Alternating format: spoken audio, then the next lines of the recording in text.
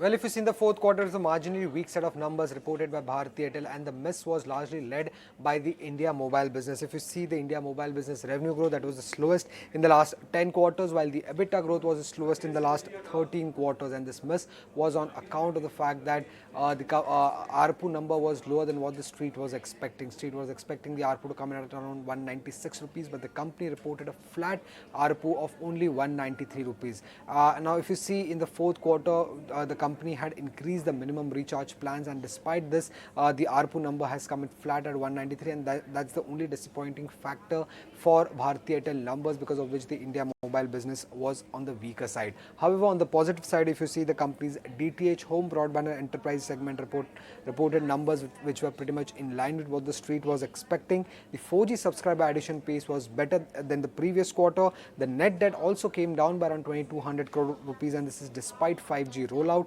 and 4G expansion in rural areas. Also, the company's churn rate dipped to around 2.8% versus 3% that we had seen in the previous few quarters. However, when compared with the Reliance Jio numbers, Airtel numbers were much on the weaker side. If you see, the Reliance Jio reported a much better revenue, EBITDA and ARPU growth as compared to that of Bharti Airtel. Also, the data traffic and voice traffic growth in Reliance Jio's network was much ahead of what Airtel has reported. Now, Airtel saw a data traffic growth of only 3%, while that of Jio increased by around 4.5%. This is because of more 5G subscribers coming on board on Jio's network. So this is what Airtel numbers were, marginally on the weaker side, primarily led by lower than expected ARPU.